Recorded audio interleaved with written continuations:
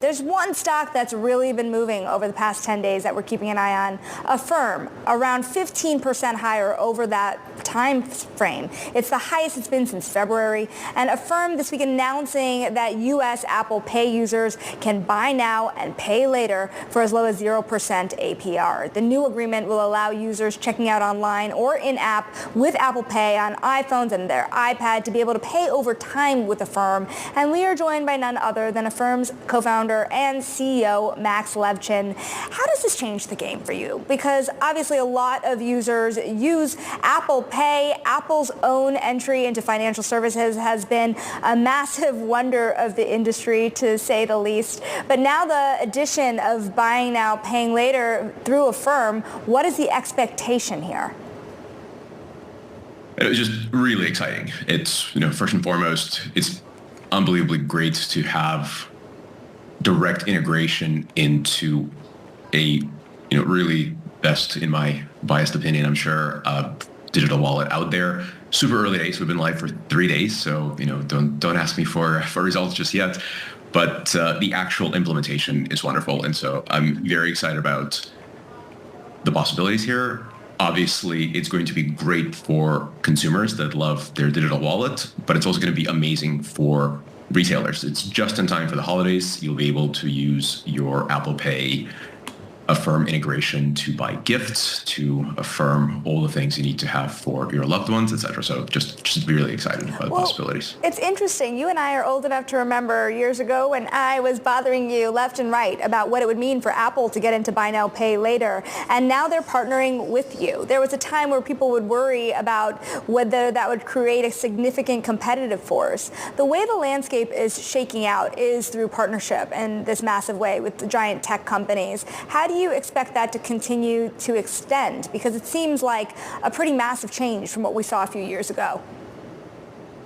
It's still a very young industry, and partnering well is what we have become known for. We count the largest retailers, the largest platforms, some of the best known brands in the world among our partners, and it's always for the same very basic set of reasons. We treat both sides of the customer ecosystem right. We don't charge late fees. We don't hurt our consumers. We're very careful to say yes and no when we don't believe someone will pay us back. And we really deliver value for retailers. We increase their average sales. We help them drive conversion at the point of sale. And so those two things combined make us the ideal partner. And it helps to be built by very serious computer scientists, which means that we can scale with volume. The spikes you see during Black Friday and the holiday season are pretty significant technical challenges, and we're just very, very good at it. And so that's why we're picked by the best brands out there to be partnered with. Another aspect of this is you have seen some of the retailers you work with, some have had some knockout numbers in the last couple of months, but others have really faced weaknesses in the consumer. And if you think about the path forward here with that interest rate cut, how does that really change the game? Do you expect consumers to still be this bifurcated in the market? Do you still expect significant weaknesses until we see a much more significant level of cuts? If I could predict macroeconomic events as well as that, I probably would have a very different job. But Affirm consumer is buying and shopping. We just reported numbers a couple of weeks ago. They look very strong. We are forecasting a really great growth going forward in this fiscal year. So cautiously optimistic. U.S. consumer is shopping. They're buying. They're paying their bills with Affirm. And so that seems to be going well. The Fed lowering the interest rate, obviously, among other things, suggests the Fed is worried about too much of a slowdown and that their war on inflation has now been all but won. And so, I'm in a cautious posture relative to U.S. consumer. That said, we're seeing great demand. What are you expecting for the holiday season? You were talking about that a little bit before. You were talking about how you expect people to pay for their holiday shopping on Apple Pay with you guys, among other things. What do you think will happen this holiday season relative to years past, from what you know? This may be an easy prediction to make, but I'm relatively sure this holiday season will be the greatest number of people affirming their gifts ever. That's my prediction for our business. I do expect there to be a significant amount of AI curated gift lists. I think that's a big new thing, and there'll be a lot of attempts to drive people's buying with just a more curated experience, which now can be done using generative AI. So I'm pretty excited about that.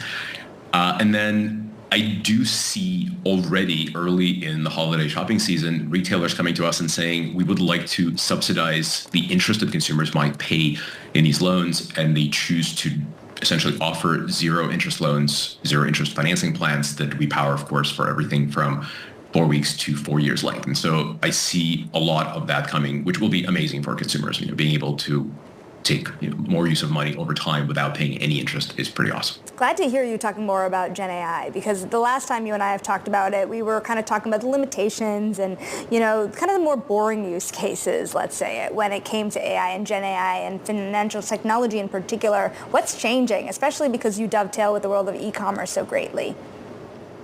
So I think it's becoming more and more user-friendly on the consumer side. And I think AI shopping assistants and all the various things that retailers are pouring resources and genuinely excited about is pretty great. We don't talk a ton about it because we want to be very careful to bifurcate. We do not use Gen AI for underwriting. That is something that has to be very predictable and cannot hallucinate, so we stay very far from that. We do use it for productivity enhancements internally with really wonderful effects. I keep on shipping these really cool new ways for our consumers to quickly get to the right answer when they're contacting us for customer service purposes. We're also looking at all sorts of acceleration in our development schedules because we're able to use these Gen AI tools. And so there's a lot to be excited about. Just, like every new technology, you have to be appropriately careful in use cases that you don't fully have control over. Max, back to the consumer for a moment here, because you and I talk about this a lot, the credit card uptake in the country right now. People have been maxing out. We are near record levels of credit card balances across really the spectrum of America. And then you also have rates above 20, often 25% APRs. How fast does that come down? And, even if you can't tell me how fast, or if you can't, then what is the relationship between how people use buy now, pay later and amass credit card debt? So from my point of view, and I'm biased, so I'll talk my own book for a second. We are the right alternative to credit card debt. If you are borrowing to pay for things over time, which all of us do, from education loans all the way to holiday gifts, you are better off not revolving. Full stop. When your interest compounds into principal, you are paying on an exponential curve, and that is what credit cards do for you. And so I am genuinely concerned for credit card balances growing, less because of the absolute number of these balances and more because of the type of debt that they're generating. It's the debt that can run away and does run away from people. The reason buy now, pay later, the reason Affirm in particular is such a good alternative is, in our case, not just that there aren't any fees and there's no penalties and there are gotchas. The interest doesn't compound into principal if there's any interest to pay at all. It is very reasonable to stretch your budget by paying over time. It can be dangerous if you revolve on that debt and have no idea how you're going to pay it off. And I sometimes call credit cards buy now, pay forever for exactly that reason. Buy now, pay later is a safer alternative. Max, we have to leave it there, but of course this is a much longer discussion. This is going to change very quickly, this world, in the next year or so. That is Affirm co-founder and CEO Max Levchin.